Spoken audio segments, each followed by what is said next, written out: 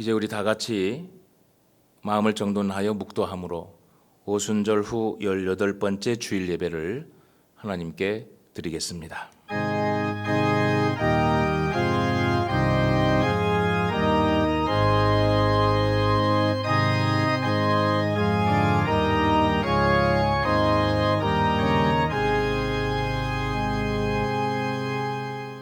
만국의 족속들아, 영광과 권능을 여호와께 돌릴지어다. 여호와께 돌릴지어다. 여호와의 이름에 합당한 영광을 그에게 돌릴지어다. 예물을 들고 그의 궁정에 들어갈지어다. 아름답고 거룩한 것으로 여호와께 예배할지어다. 온 땅이여 그 앞에서 떨지어다. 아멘. 세세 무궁토록 홀로 영광과 경배를 받으실 하나님 아버지 감사합니다. 비록 가정에서 모여서 우리가 영상으로 예배를 드리지만 우리의 온 마음과 뜻을 모아 하나님께 예배하오니 이 예배를 기쁘게 받아 주시옵소서. 참회하는 심령에는 평안을 주시고 연약한 심령은 굳게 세워주시며 우둔한 자에게는 진리의 말씀으로 깨우치사 지혜롭게 하여 주옵소서.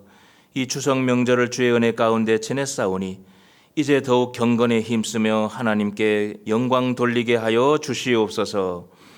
오늘도 주시는 말씀 통하여 낙심한 심령에는 신령한 위로가 넘치게 하여 주시고 슬픔 당한 자는 능히 이길 수 있는 굳건한 믿음을 더해 주시고 이 말씀에 순종하며 살아가도록 인도해 주옵소서. 우리의 예배를 받으실 예수 그리스도의 이름으로 기원하옵나이다. 아멘.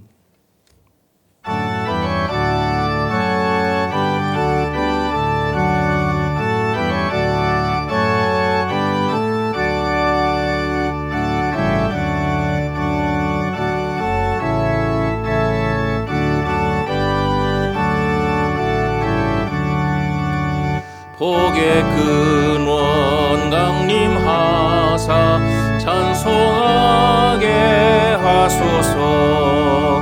한량없이 자비하심 증량할 길 없도다.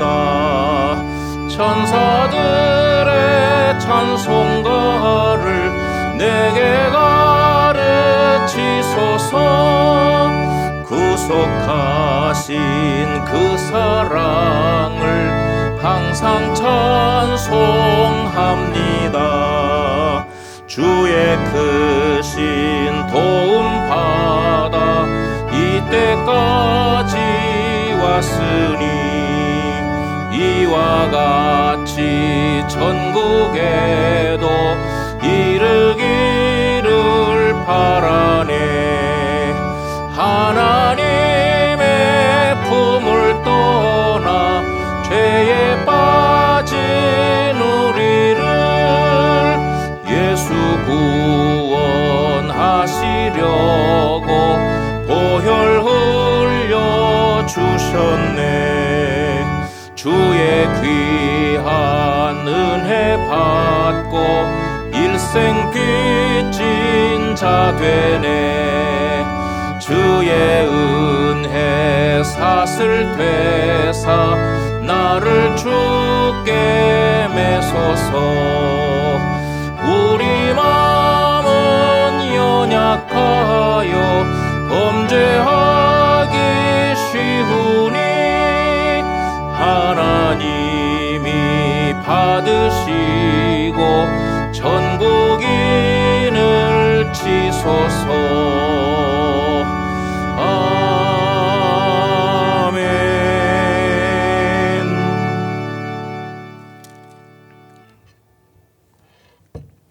이제 교동문 19번 말씀 시편 32편 말씀을 우리 한 목소리로 합독하여 받들어 읽겠습니다.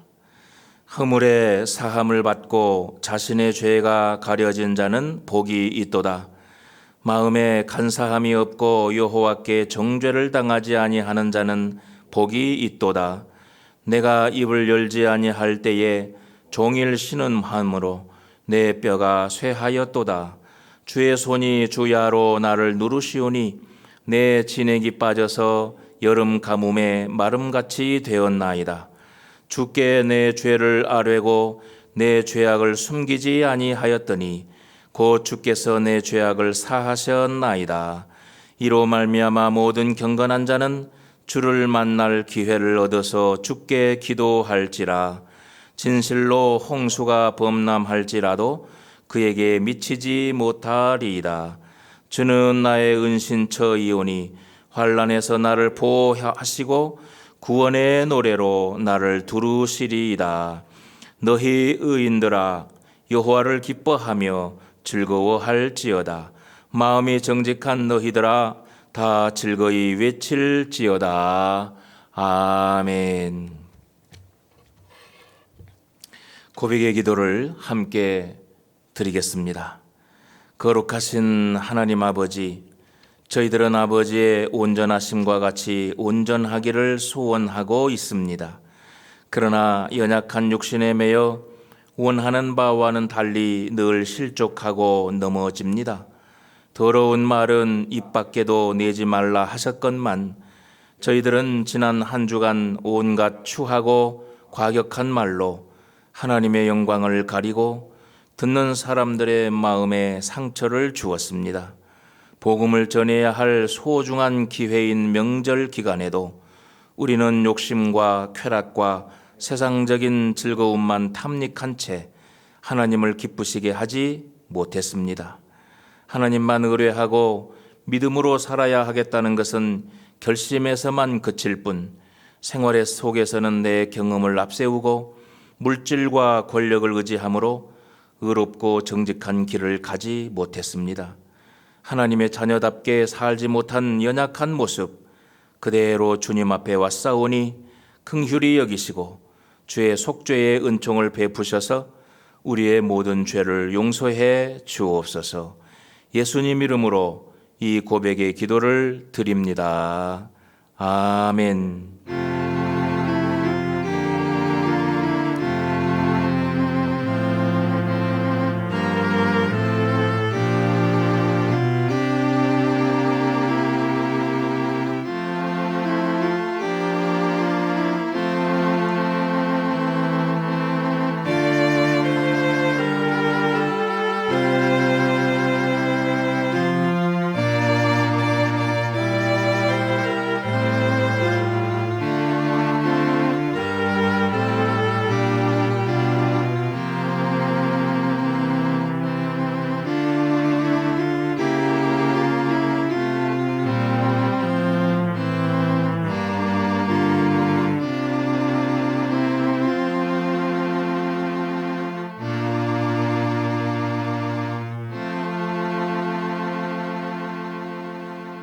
자기의 죄를 숨기는 자는 형통하지 못하나 죄를 자복하고 버리는 자는 불쌍히 여김을 받으리라. 아멘. 나는 전능하신 아버지 하나님 천지의 창조주를 믿습니다. 나는 그의 유일하신 아들 우리 주 예수 그리스도를 믿습니다. 그는 성령으로 잉태되어 동정녀 마리아에게서 나으시고 본디오 빌라도에게 고난을 받아 십자가에 못 박혀 죽으시고 장사된 지 사흘 만에 죽은 자 가운데서 다시 살아나셨으며 하늘에 오르시어 전능하신 아버지 하나님 우편에 앉아 계시다가 거기로부터 살아있는 자와 죽은 자를 심판하러 오십니다. 나는 성령을 믿으며 거룩한 공교회와 성도의 교제와 죄를 용서받는 것과 몸의 부활과 영생을 믿습니다. 아멘.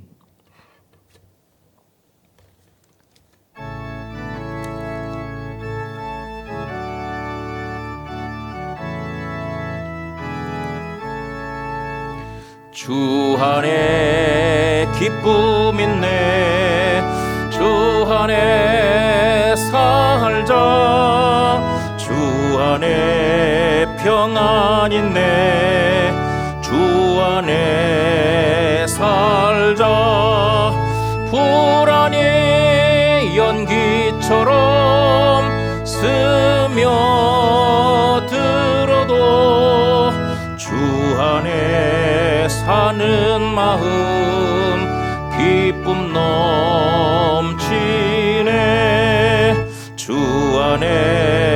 사랑 있네. 주 안에 살자. 주 안에 소망 있네. 주 안에 살자. 검푸른 성난 파도 머밀어 덮쳐도 주 안에 사는 마음 평화 넘치네. 주 안에 영생 있네. 주 안에 살자. 주 안에 천국 있네. 주 안에 살자. 불길이 지옥처럼 솟아올라도 주 안에 사는 마음 생명 넘치네. 아멘.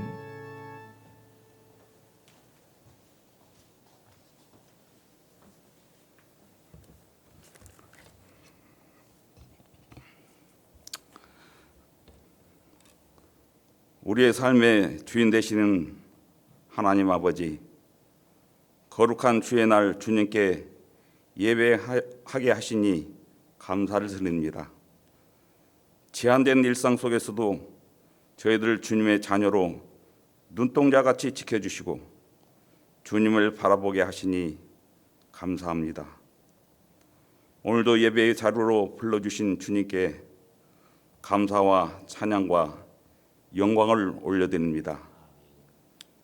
만물의 주관자이신 하나님 아버지, 대립과 분열을 조장하고 교만과 탐욕에 거친 목소리를 부끄러워할 줄 모르는 이 땅을 용서하시고 세우신 이 나라를 겸손과 사랑으로 섬기게 하여 주시옵소서.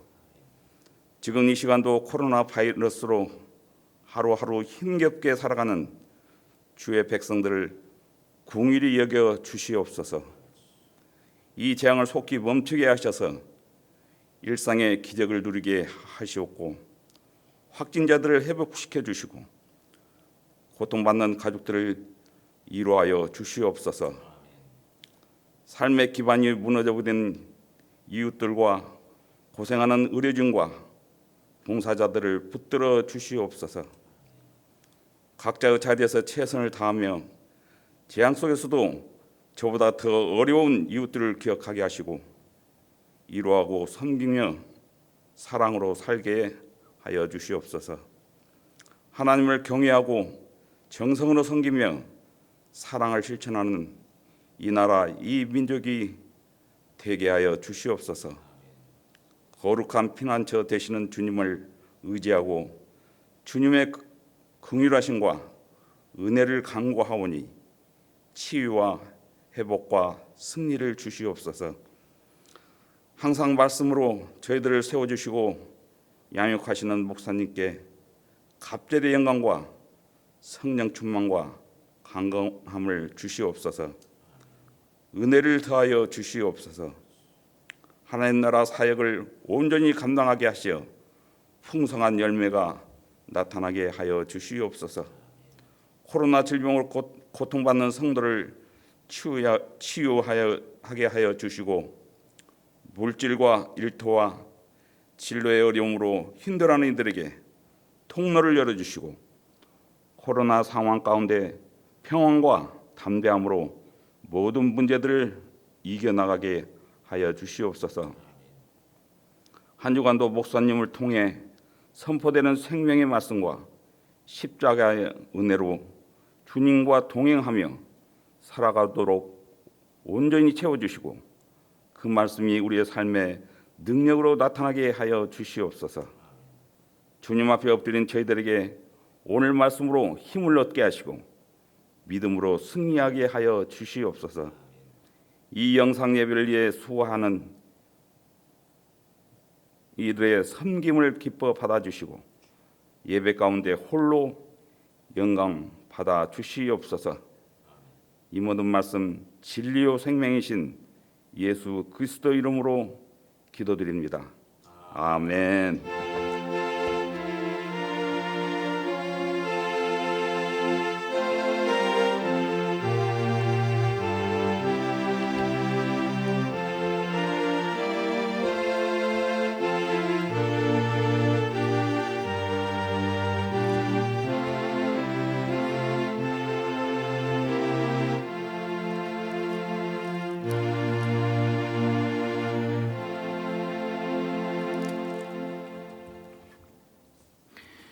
오늘 우리에게 주시는 하나님의 말씀은 신약성경입니다. 빌립보서 4장 1절부터 5절까지의 말씀입니다. 신약성경 323면 빌립보서 4장 1절부터 5절까지의 말씀, 제가 하나님 말씀을 받들어 읽겠습니다. 봉독할 때에 주님의 음성으로 들으시기 바랍니다. 그러므로 나의 사랑하고 사모하는 형제들, 나의 기쁨이요 면류가 아닌 사랑하는 자들아, 이와 같이 주 안에 서라. 내가 유오디아를 권하고 순두개를 권하노니 주 안에서 같은 마음을 품으라. 또 참으로 나와 멍에를 같이 한 내게 구하노니 복음에 나와 함께 힘쓰던 저 여인들을 돕고 또한 글레멘드와 그 외에 나의 동역자들을 도우라. 그 이름들이 생명책에 있느니라. 주 안에서 항상 기뻐하라. 내가 다시 말하노니 기뻐하라. 너희 관용을 모든 사람에게 알게 하라. 주께서 가까우시니라. 아멘. 우리 번암교회 성도 여러분, 명절 잘 지내셨습니까? 주의 은혜로 잘 지내신 줄 압니다. 오늘 또 예배를 마음과 뜻과 정성을 다해서 드리고 오늘 주신 말씀 통해서 이 한 주간 믿음으로 승리하시기를 축원합니다. 억지 춘향이라는 말을 들어보셨습니까? 얼마나 억지를 쓰는 세상이었으면 그런 말이 생겨났겠습니까? 억지로 일을 하거나 어떤 일이 억지로 그리고 겨우 이루어지는 것을 비유적으로 이르는 말입니다. 춘향전의 그 춘향 아시지요? 춘향이가 그 이도령이 한양으로 떠난 후에 변사또로부터 온갖 회유와 협박을 다 받았지 않습니까? 억지로라도 춘향이가 이 수청을 들게끔 온갖 협박을 가한 것입니다. 그 모진 핍박과 협박에도 불구하고 춘향이는 일편단심으로 절개를 지킵니다.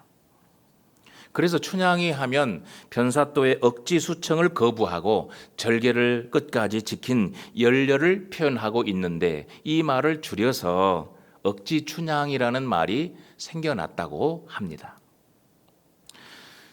참된 기쁨을 누리기 위해서는 상대를 받아들일 수 있어야겠지요. 그 기쁨이라고 하는 게 어떻게 억지로 되는 것이겠습니까? 여러분 혹시 이번 주 명절을 지내면서 억지 춘향으로 명절을 지내신 분은 계시지 않습니까? 주 안에서 산다면 우리는 자원하고 감사하는 마음으로 하루하루를 보낼 수 있게 될 것입니다. 여러분 우리말로 추석을 뭐라고 하죠? 한가위라고 하지 않아요. 가을의 한가운데 중심이라는 뜻이지요.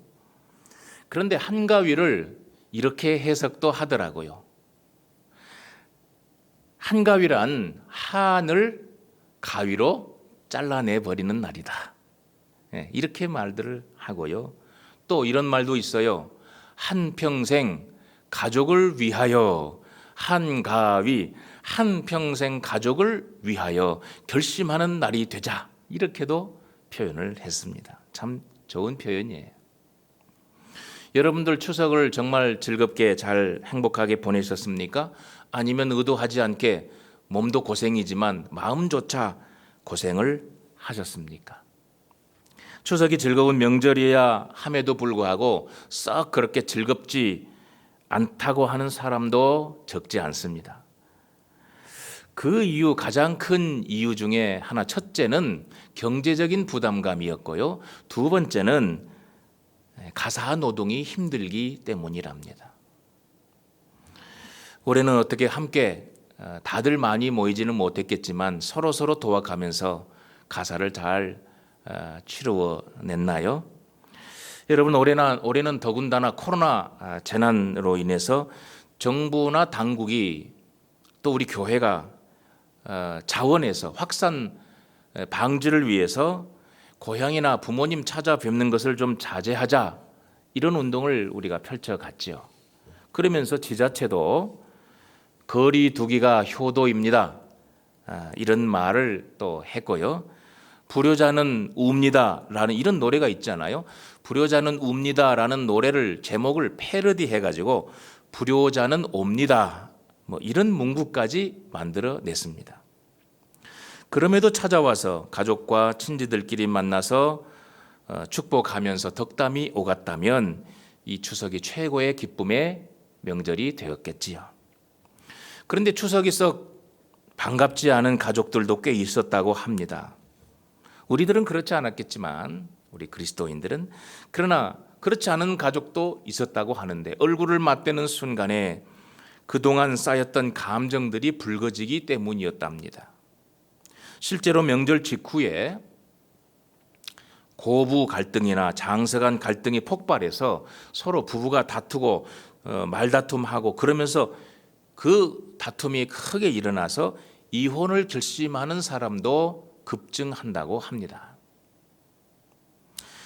추석 명절에 기름진 음식을 또 많이 드시지요. 많이 먹거나 과식을 해서 소화기관이 또 병들어가지고 병원을 찾는 사람도 많다고 합니다만은, 요즘은 병원보다 법원을 찾는 사람들이 더 많다는 얘기가 나올 정도입니다. 실제로 엊그제 추석 전날에 아산에서는요, 60대 남매가 부모님 제사 문제로 술을 먹고 부모님 제사 문제로 말다툼 하다가, 그리고 다투어 가지고 결국은 그 칼을 휘둘러 가지고 매형이 죽고요, 그 누나도 중태에 빠졌다고 하잖아요. 여러분, 우리가 예전에 비해서 훨씬 경제적으로 나아졌고 지식적으로, 사회적으로, 문화적으로 혜택을 많이 누리고 살아가고 있습니다.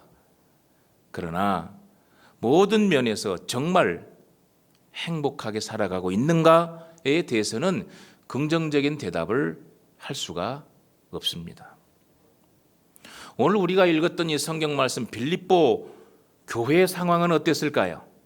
모든 것이 평온하고 행복하고 순조로운 상황이었을까요?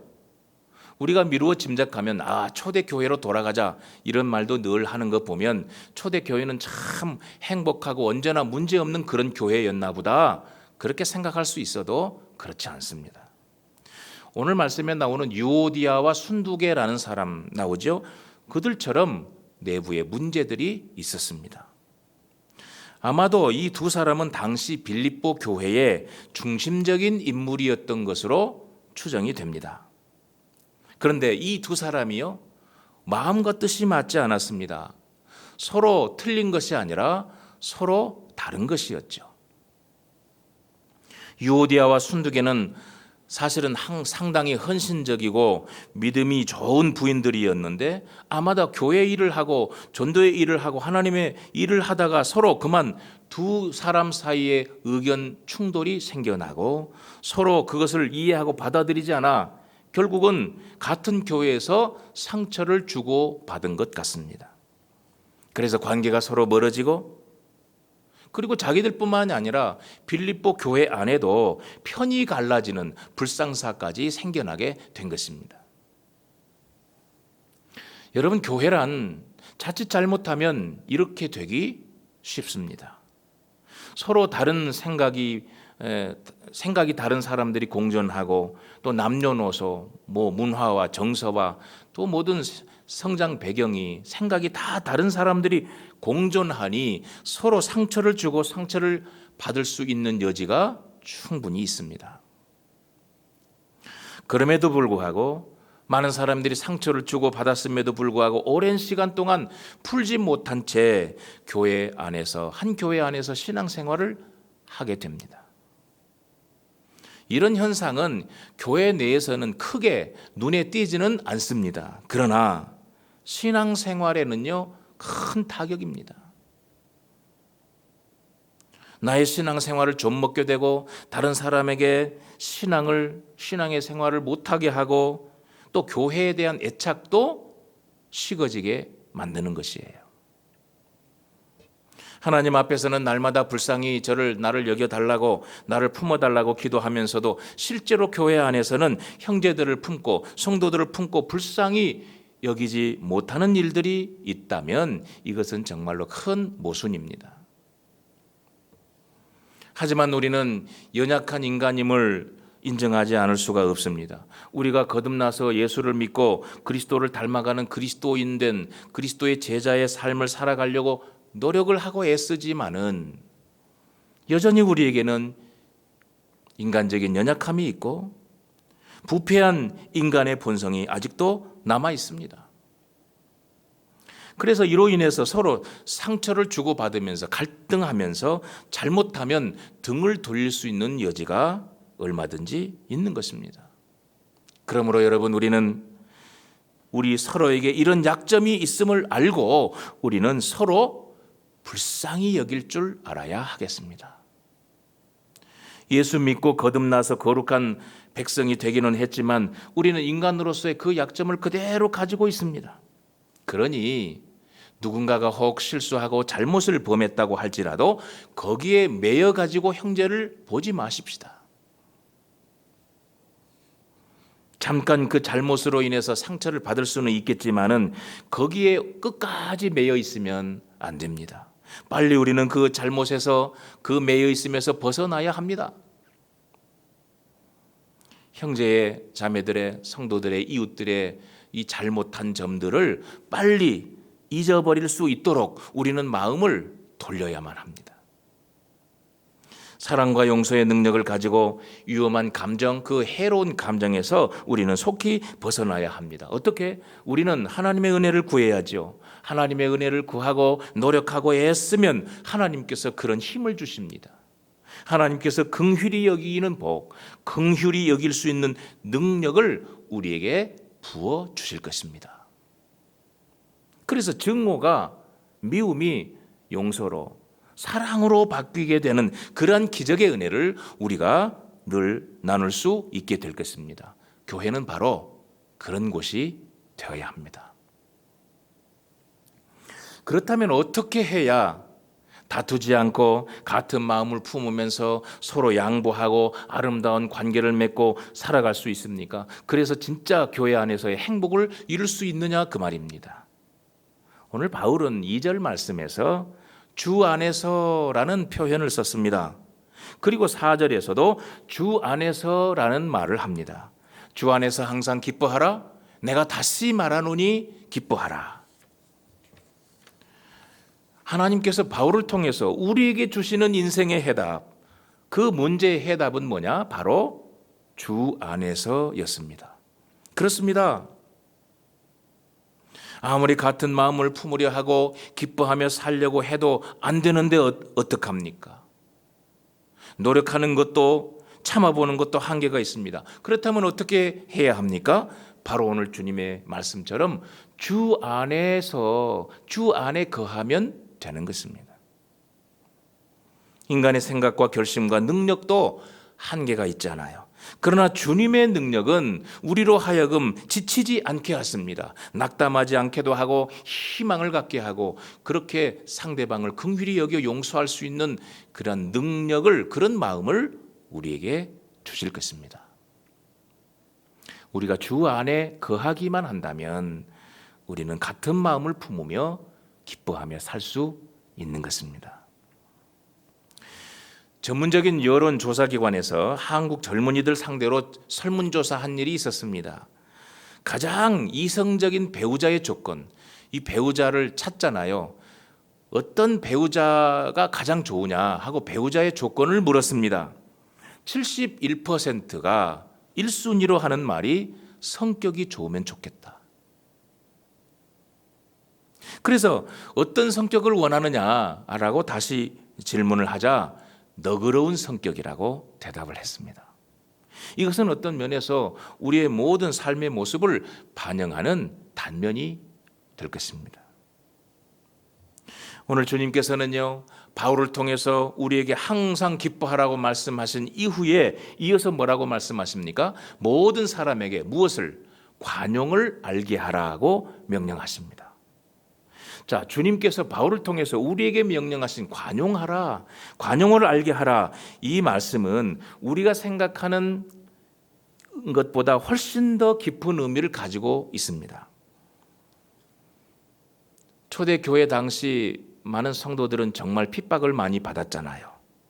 예수 믿는다는 이유 때문에 당할 수 없는 모든 고통과 손해 다 당하고 살았습니다. 법적으로도 어떠한 보호도 받지 못했습니다. 재산을 몰수당하기도 하고요. 자녀들이 왕따를 당해가지고 예수 믿는다는 그 이유 하나만으로 친구들과 어울리지도 못하게 되고, 때로는 살고 있던 모든 삶의 터전을 송두리째 빼앗기기도 하고요. 그래서 정처 없이 유리방황하는 생활을 하기도 해야 했습니다. 심지어는 남모르게 끌려가서 죽임을 당하는 일들도 있었습니다. 이런 일을 당할 때에 자기를 핍박하고 괴롭히는 그런 사람을 향해서 저기를 품거나 분노하지 말고 오직 하나님만을 바라보면서 용서하고 인내하며 그리고 주님의 은혜를 기다리라고 하는 그 태도를 관용이라고 해석을 했습니다. 다시 말해서 오늘날 나와 마음이 좀 맞지 않는 사람들을 그냥 품어주는 그런 정도의 관용이 아니라, 나를 괴롭히고 나에게 엄청난 피해를 입히고 내 목숨까지도 앗아갈 수 있는 그런 사람들에게까지도 품을 수 있는 그런 마음, 이것을 관용이라고 말하는 거죠. 때로는 이런 말씀 앞에서 우리는 대단히 큰 부담을 느낍니다. 하나님, 어떻게 그렇게 하고 살아요?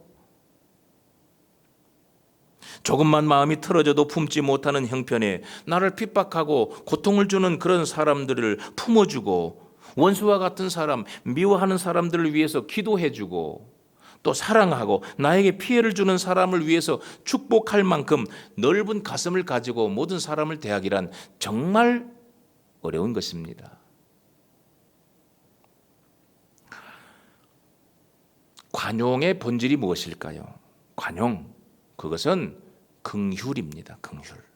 쉽게 말하면 상대방을 불쌍히 여기는 마음입니다. 다시 말해서 우리가 다른 사람들을 너그럽게 받아들이려고 한다면 그 사람을 불쌍히 여기는 마음이 마음 밑바닥에 있어야 된다는 말이에요. 그 사람의 처지로 내려가서 그 입장을 이해하려고 하는 그러한 마음이 있을 때에 관용할 수 있다는 것입니다. 이것이 긍휼입니다. 예수님을 한번 보십시오. 예수님의 관용의 극치는 십자가에서 달려 죽으실 때에 그 극치로 나타났습니다. 십자가 위에서 너무나도 끔찍한 그 고통과 조롱과 그 자존심 상함과 그 정신적인 고통을 당할 때 주님은 이렇게 말씀하셨죠. 아버지여, 저들은 그들이 하는 일을 알지 못하나이다. 죽여라, 십자가에 못 박아라, 이렇게 고함 지르던 이 폭도들마저 예수님은 그들이 하나님의 아들을, 내가 하나님의 아들임을 모르기 때문에, 또 내가 이 세상을 구원하기 위해서 온 메시아인 줄을 모르기 때문에 저런 짓을 한다고 하니, 그래서 그들이 하는 일을 알지 못하니 그들을 불쌍히 여겨달라는 것입니다. 또 이 말에서, 이 말씀 속에서 예수님의 그 긍휼의 마음을 우리가 읽을 수 있습니다. 주님은 또한 그들을 위해서 기도하셨습니다. 아버지여, 그들의 죄를 용서해 주시옵소서. 그들의 죄를 사하여 주시옵소서. 예수님처럼 이렇게 용서하고 품는 것이 관용이라고 하는 것입니다. 불쌍히 여기는 마음이 우리의 마음 바닥에 있을 때에 우리는 사람들을 향해서 마음을 넓게 열 수 있고 주님의 긍휼을 실천할 수 있습니다. 긍휼이란 그러니까 불쌍히 여기는 마음이고 인내하는 마음입니다. 하나님께서는 이 관용으로 우리를 대해 주시고 우리를 사랑하시며 우리를 기다려 주십니다. 유명한 무신론자 로버트 잉거솔이라는 사람이 있습니다. 무신론이라고 하면 하나님의 존재를 부인하는 거죠. 하나님이 없다고 주장하는 사람들. 이 무신론자가 강의를 하다가 탁상 시계를 꺼내놓고 이렇게 말했습니다. 내가 지금 5분 동안 하나님께 시간을 주겠습니다. 5분 동안 하나님을 저주하고 욕을 할 테니까 나를 그동안 죽이시든지 나를 심판하십시오. 만약 5분이 지나도 내가 죽지 않고 살아있다면, 내게 아무런 일이 일어나지 않았더라면 그것은 하나님이 없거나 하나님은 무능한 실패자에 불과하다는 증거입니다. 이러고서는 하나님을 향해서 5분 동안 온갖 저주를 퍼붓고 욕을 퍼붓고 비난했습니다. 여러분, 5분 후에 어떤 일이 일어났을까요? 아무런 일도 일어나지 않았습니다. 잉거솔은 의기양양하게 이렇게 말합니다. 보십시오. 아무 일도 일어나지 않았습니다. 하나님은 존재하지 않습니다. 어디 하나님이 있습니까? 이 이야기를 들은 데오도르 파크라고 하는 신학자는요, 빙그레 웃으면서 이런 말을 했다고 합니다.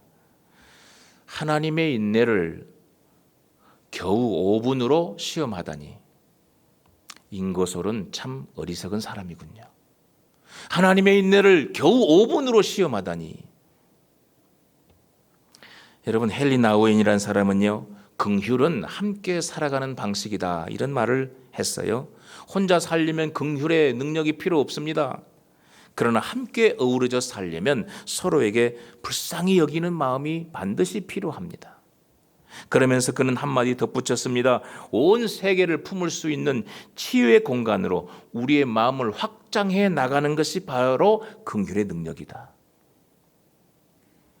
모든 사람을 품고 그 안에서 와서 쉬고 위로를 받으며 그 심신을 고쳐줄 수 있는 공간, 우리의 마음이 그렇게 넓어진 공간이 된다면 그는 긍휼의 사람이라고 말했어요. 그러면 여러분, 이 관용을, 이 긍휼히 여기는 마음을 어떻게 실천할 수 있겠습니까? 제가 처음에 말씀드린 것처럼, 오늘 성경에 있는 것처럼 바로 우리는 주 안에 있을 때에 관용할 수 있다는 사실을 믿으시기 바랍니다. 주 안에 있을 때에, 주 안에 거할 때 항상 기뻐할 수 있고 또 관용을 실천할 수 있습니다. 주 날개 밑에 거하라, 주 너를 지키리. 주 날개 아래 거하라. 주님의 품에 거할 때 우리를 지켜주신다는 거잖아요. 바로 기뻐하며 관용하며 살아갈 수 있는 능력으로 우리를 지키신다는 말씀 아니에요? 가정에서 어려운 일이 많이 생기기도 합니다. 그러나 가족들을 불쌍히 여기면서 우리 가족들이 먼저 품어주지 못한다면 그 밖에 다른 사람들을 결코 품어줄 수 없습니다. 아무도 관용할 수 없습니다. 우리는 가정에서 사랑하는 자녀들 혹은 아내, 남편, 부모, 형제들, 친지들 한번 둘러보십시오. 내가 용납하지 못한 사람이 혹시 있지는 않은지, 아직도 내 마음에 담을 쌓고 있지는 않는지, 그런 친지나 가족이 있지 않는지, 아직도 내가 마음속에 미워함을 다 털어버리지 못한 사람이 있지 않은지 말이에요. 마음에 품지 못하면 어떻게 됩니까? 내 마음이 지옥이잖아요. 내가 힘들어요. 고통받습니다. 그런 지옥과 같은 삶을 지금까지도 살아오면서 세월을 보내지는 않았는지 한번 살펴보십시오. 만약에 그런 분이 있다면 오늘 주님의 말씀을 분명히 따라야 합니다. 너희 관용을 모든 사람에게 알게 하라.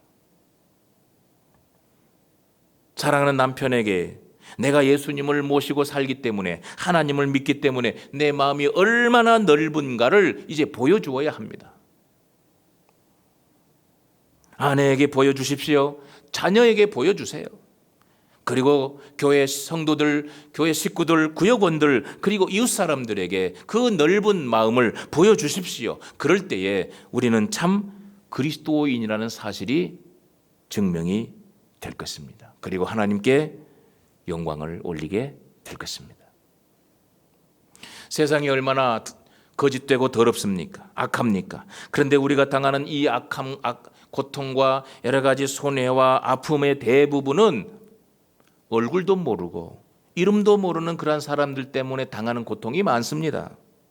전혀 알지는 못하는 사람으로 인해서 우리는 너무나도 많은 고통을 직간접적으로 받고 살아가거든요.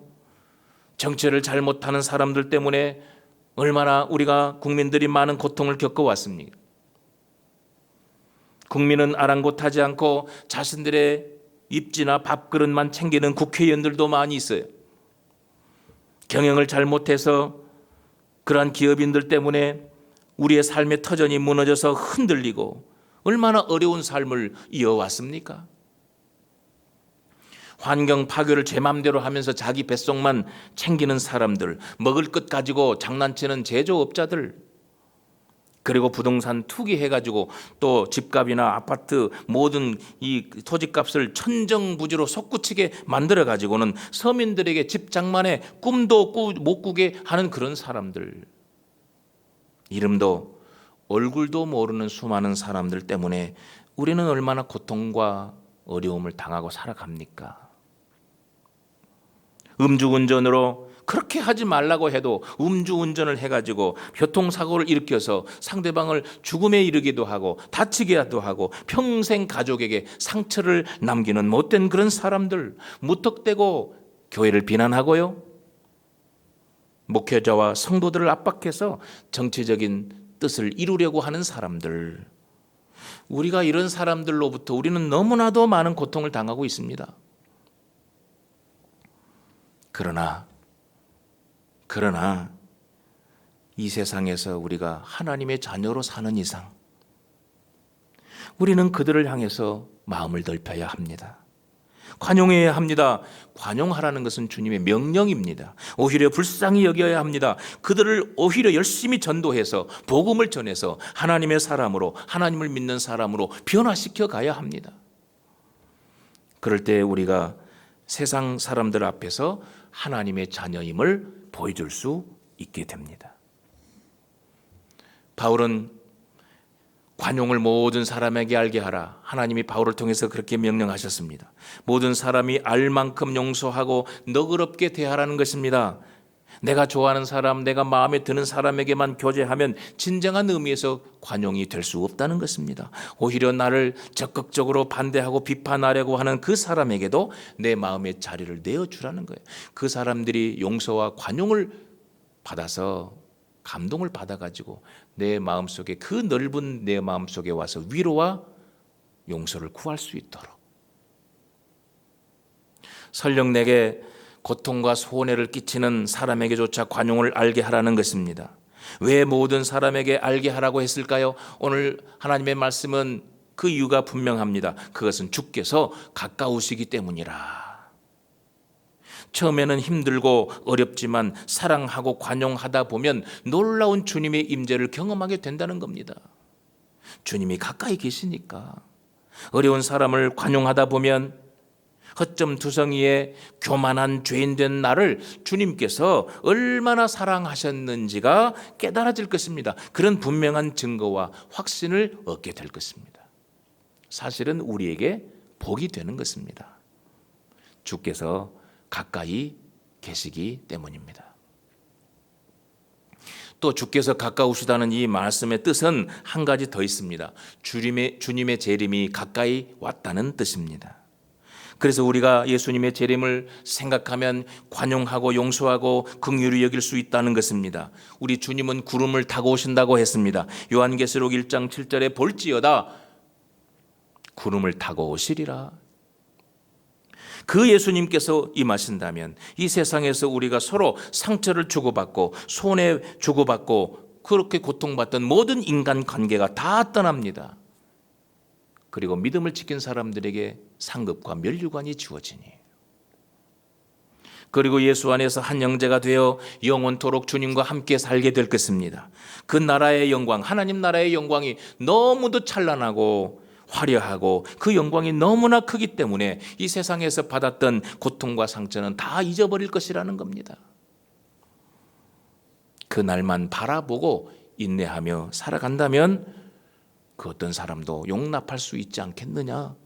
우리 주님은 우리에게 그렇게 부탁하십니다. 주님이 다시 오시는 날, 그날만 생각하면, 그날만 고대한다면 아무리 나에게 해를 끼치고 고통을 주는 사람이라 하도 해도 예수님의 긍휼로 그 사랑으로 품어줄 수 있지 않겠느냐 말씀하십니다. 사랑하는 성도 여러분, 오늘 1절의 말씀처럼 우리는 주 안에서 서야 합니다. 그렇게 해서 주 안에 서야 합니다. 선다고 하는 것은 보초가 깨어서 잘 지킨다고 하는 뜻도 있습니다. 그래서 우리는 주 안에 서야 하고 주 안에서 같은 마음을 품어야 하며 주 안에서 기쁨을 누리고 주 안에서 관용하며 살아가야 하겠습니다. 이것이 하나님을 기쁘시게 하며 우리도 행복하게 살아가는 비결인 것입니다. 기도합시다. 하나님 아버지, 우리가 주 안에서 같은 마음을 품기를 원하오니 도와주시옵소서.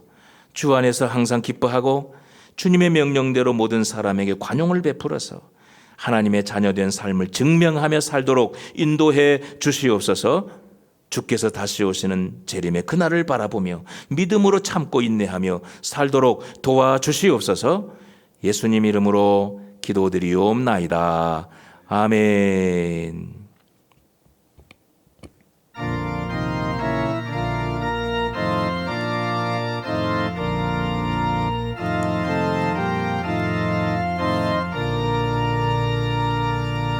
너 근심 걱정 말아라. 주 너를 지키리. 주 날개 밑에 거하라. 주 너를 지키리. 주 너를 지키리. 아무 때나 어디서나 주 너를 지키리. 늘 지켜주시리.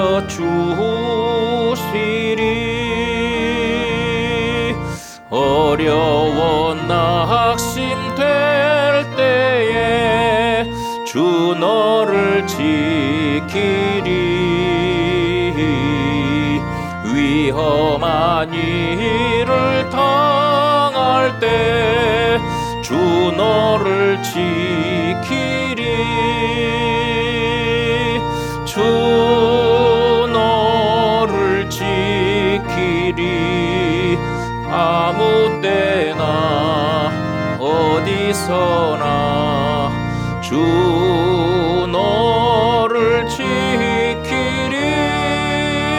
늘 지켜주시리.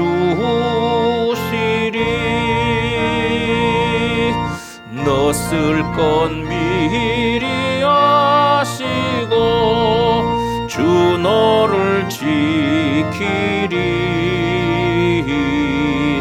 구하는 것을 주시며 주 너를 지키리. 주 너를 지키리. 아무 때나 어디서나 주 너를 지키리. 늘 지켜주시리.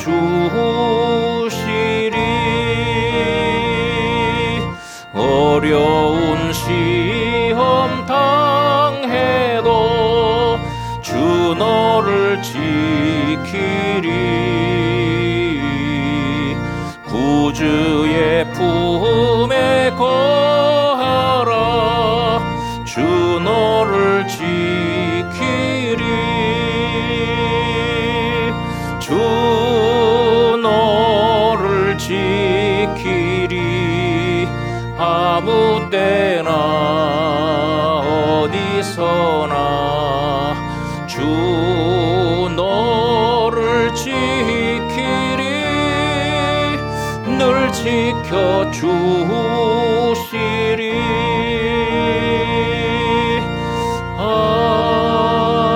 아멘.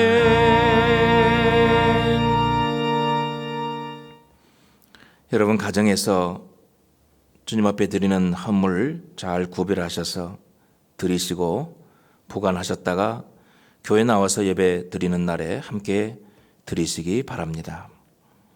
기도하겠습니다.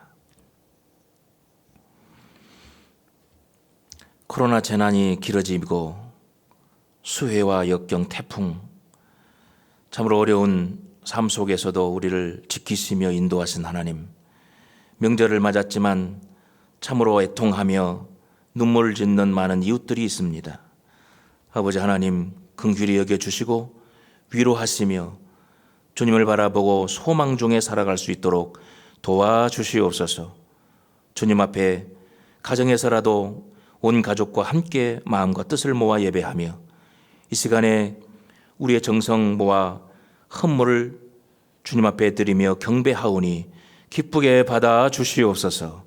이 헌물은 주님의 영광 드러내는 귀한 물질이요, 참으로 주님 몸된 교회를 통하여 하나님의 나라 구축하는 귀한 통로가 되오니 아버지 하나님, 11조 예물, 주님의 명령과 약속 따라 드리는 예물들, 믿음으로 바치는 손길들, 그리고 감사의 헌금, 그리고 선교 헌금과 주장 헌금, 모든 또 일천 번제와 그리고 생일 감사, 꽃꽂이, 성미까지 주님의 이름으로 바쳐지는 모든 헌금과 헌물을 통하여 하나님 기뻐 받으시고 이것을 통하여 주님의 나라 확장하는 일에 아름답게 쓰임받도록 간섭하시고 역사하시며 도와주시옵소서. 힘들고 어렵지만 감사하는 마음 잊지 않고 우리의 모든 성도들의 삶의 자리자리를 지키시고 직장과 사업과 일터 하나님 거기에 함께 하시며 최선을 다해서 일하며 믿음으로 기도하며 일할 때마다 하나님 형통하게 하시고 열어주시고 참으로 좋은 열매 거두게 하여 주시옵소서. 이 헌물을 통하여 하나님 영광 드러내는 일에 아름답게 쓰임받기를 원하오며 이 모든 말씀 예수님의 이름으로 봉헌기도 드리옵나이다. 아멘.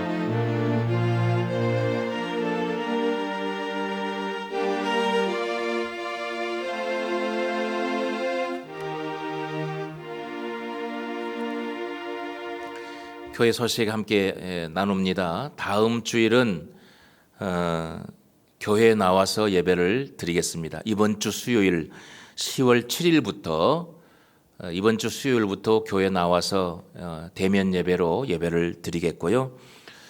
다음 주일부터도 계속 교회로 나오겠습니다. 예전처럼 1부 9시 30분, 2부 11시 방역 수칙을 잘 지키면서 거리두기 하고 또 체온도 측정하고 마스크 반드시 쓰시고요. 그렇게 예배를 드리겠습니다. 여러분 기억하시고 또 알지 못하는 모든 분들에게 우리 구역장 권찰 여러분들 수고해서 다 잘 알려주시기를 바랍니다. 그리고 다음 주일 2부 예배 후에는 재직회로 10월 정기 재직회로 모이겠습니다. 우리 재직 여러분들 많이 참여해 주시기 바랍니다. 우리 옆 사람 가족들과 함께 인사를 나눕니다. 주의 은혜로 평안하시고 이제 이 한 주도 이제 명절도 다 끝났고요. 이제 한 주 일터에서 또 가정에서 살아갈 때 하나님의 은혜와 도우심이 항상 함께 하시기 바랍니다. 우리 다 같이 찬송하겠습니다.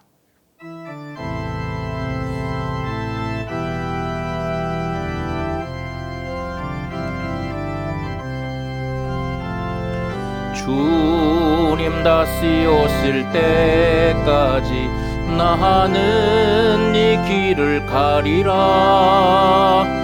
좁은 문 좁은 길 나의 십자가 지고 나의 가는 이 길 끝에서 나는 주님을 보리라. 영광의 내 주님 나를 맞아 주시리. 주님 다시 오실 때까지 나는 일어나 달려가리라. 주의 영광 온 땅 덮을 때 나는 일어나 노래하리.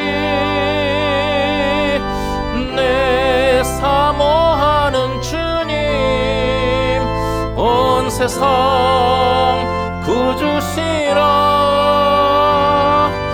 내 사모하는 주님 영광의 왕이시라.